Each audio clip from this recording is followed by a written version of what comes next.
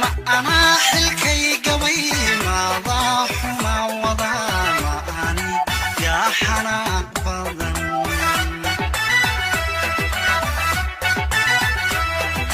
ما أضان حقيقا ما أنا. بسم الله الرحمن الرحيم. السلام عليكم ورحمة الله وبركاته. إذا الكيم بعمل والبعض عالم ككتوكتان حلقة عدنا جلس عطان وقول شو أنا قسم سما أي إدين سوتشي دينيا تضبعت كنا وحا إنه السعودي قضبكي أها مارين نولش هذا أو أينو كقادة ليجيني قفك إيسدو وكو مارين لها نولشيسا maalintii shalay ahayd waxaanu ku soo qaadanay sida aad xanaaqaaga u maareyn lahayd maantana waxaanu ku soo qaadanaynaa sida aad dadka iskaga cafin lahayd haddaba cafintu maxaa faa'iido ah oo ay ku leedahay iyo waliba qodobo kale ayaan markaasi maanta ku qaada dhigaynaa barnaamijkee fadlan share garee oo subscribe garee isla markaana waxaanu damacsanahay inaanu gaarno 1000 subscriber waxaanu ka codsanaynaa dhankaaga caawinaad wanaagsan marka aanu guda gala barnaamijka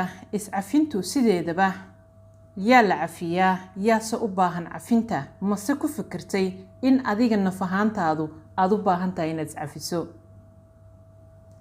waan filayaa inaad la yaabi doontid marka aan kuu sheego oon ku yiraahdo adiga ayaaba u baahan marka ugu horeysa inaad iscafiso intee jeer ayaad intaad go'aamo gaartay ay kula qaldanaadeen kadibna aad ka shalayday oo aad naftaada ku canaanatay marar badan waan filayaa wali inaad la sii yaaban tahay hase yeeshee intee talaabo ayaa kaa qaldamay oo aad istiraahdaa haddii aan waqtigaa waxa ku qabsan lahaa maanta waxaas iyo waxaas ayaan faa'iidi lahaa intee jeerse ayaad ka gaabisay wax kugu habboonaa inaad markaasi ku dhaqaaqdid ama go'aamo aad u baahnayd inaad qaadatay aanad qaadanin kadibna aad naftaada ku soo celcelisid oo aad maalin walba weydiisaa haddii ay kaa daadagay hadalkaasi iyo waliba kuwo kale oo adiga ku gaara oo laga yaabo inaad u baahan tahay inaad iska saarto oo iscafiso dhageysta daawada waxaan ku leeyahay marka hore adigu iscafi go'aamadii qaldanaa iyo waxyaabaha aad ka shalayday iyo nololihii kaa burburay iyo waxyaabihii aad weyday intaba waa waxaan lagu qorin haddaba maxaad u baahan tahay inaad iska ilowdo sidoo kale waxaa kale oo kaaga baahan inaad cafiso dadka kale ee ay wax idin dhex mareen taasoo aan qodobadan kuugu sababeyn doono oo ay adigu faa'iido waliba kuugu jirto inaad dadka kale iska cafiso dabcan dunidan waxaa dhaca waxyaabo badan oo aan markaasi aadan adigu mas'uul ka ahayn cafinteeda hase yeeshee waxaad ka saari kartaa qalbigaaga tusaale hadduu qof dilo cafinteedu haddii aadan adiga dhalin waqti ayay qaadataa oo adiga process kaa weyn ama arrimo adiga kaa sareeya weeyaan laakiin adigu qalbigaaga waa aad ka saari kartaa ku haynteeduna micno badan kuuma sameynayso hase yeeshee inta aanan bal qodobada ay faa'iidada aanan gelin ayaa waxaan rabaa in aan haddana weli adiga kugu soo noqdo oo aan ku weydiiyo ma jirtaa in ay jiraan waxay noqon karaan familkaaga waxay noqon karaan dariskaagii waxay noqon karaan dad kale waxay noqon karaan dad aad shaqo idin soo dhex martay ama iskuul aad u soo wada dhigateen intee qof ayaad kugu soo dhaca oo aad maaragtay caloosha wax ugu haysaa oo culeyskaasi intee sano ayaad sidatay miyaanay adiga kugu ahayn wax culays ah oo ku culaysinaya oo aad dareentid oo negative ah oo aad u baahan tahay inaad bannaanka isaga saartid dabcan waan filayaa kuwaan inaad ku baraarugtay hase yeeshee faa'iidada kuugu jirta iscafinta ama inaad dadka iska cafisaa iyo naftaaduba ayaan rabaa inaan hore u galo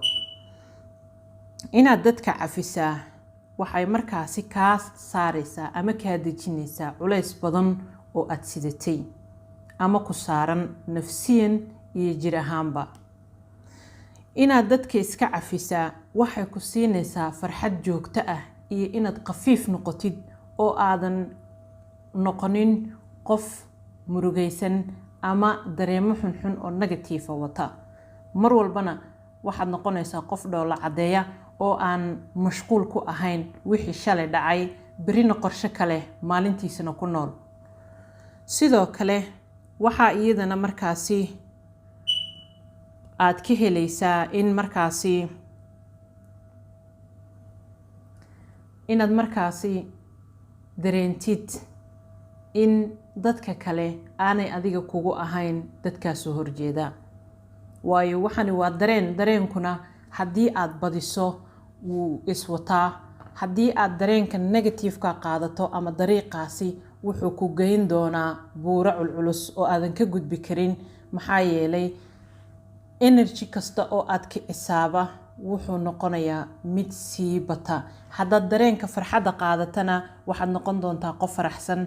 ka culayska ah iyo dhibaatada ah haddaad qaadatidna waxaad noqon doontaa qof culays saaran yahay.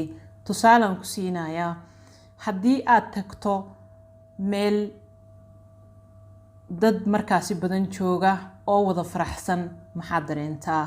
dabcan waxaad dareentaa saaxiibtinimo, ammaan iyo weliba inaanay wax dhibaataa halkaa ka jirin.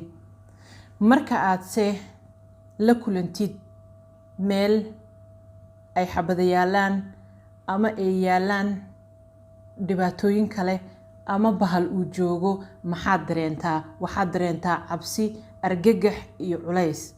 marba marka dareenka naftaada gala ee enerjigaasi ayaa kugu badanaya. sidaa daraaddeed xasuusaha badani waxay dhaawici doonaan qalbigaaga. xusuusta xataa way kaa yareyn doonaan. marka waxaa fiican, waxaan leenahay labadan caqli ee midna uu soo jeedo midna uu hurdo, ee uu wax inoo xifdiyey, ee qur-aankii aan ku hayno, ee casharada ku hayno, ee xusuustii raagtay aan ku hayno, inaadan negative-ka u gudbin aad bay u fiican tahay. marka barnaamijka ma doonay inaan ku dheeraado. sideedaba waxaan ugu talagalay barnaamijka aan kuu soo gudbinayo dhageysta daawade waa ku tusayaa jidka, laakiin sida cafis loo sameeyo ama waxa maaragtay macluumaadka dheeraadka ah waxaad ka raadsan doontaa luuqadda aad taqaano ayaad ku raadsan doontaa. buugaagta cilmiga ah ayaanad ka raadsan doontaa. dabcan waad dareemi kartaa barnaamij 10 daqiiqa inaanan kusoo koobi karin oo dadku waqti uma wada hayaan inay daawadaan macluumaad aad u fara badan.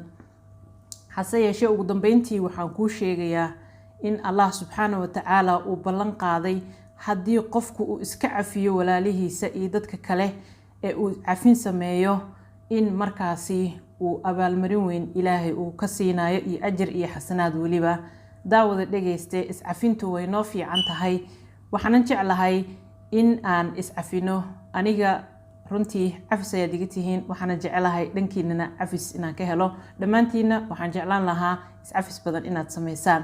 barnaamijyadeena soo socda waxa aynu ku soo qaadanaynaa qodobo muhiim ah oo wax badan laga faa'iidi karo. hase yeeshee waxaan aad uga xumahay barnaamijkeegu marnaba inaanu ka badnaan doonin 10 daqiiqo aan ugu talagalay inaan macluumaad wanaagsan kuugu soo gudbiyo waxa adiga faa'iidada ku ah iyo waxa ay tahay inaynu wada wadaagno. barnaamijkan kan xiga inta aynu dib ugu kulmi doono waa aniga oo Samsam oo idinkaga tagaya. kulanti dambe oo xiiso leh. fadlan share garee oo subscribe garee. guul show ka dhigo wehelkaaga. ما حلكي قوي ما ضاح ما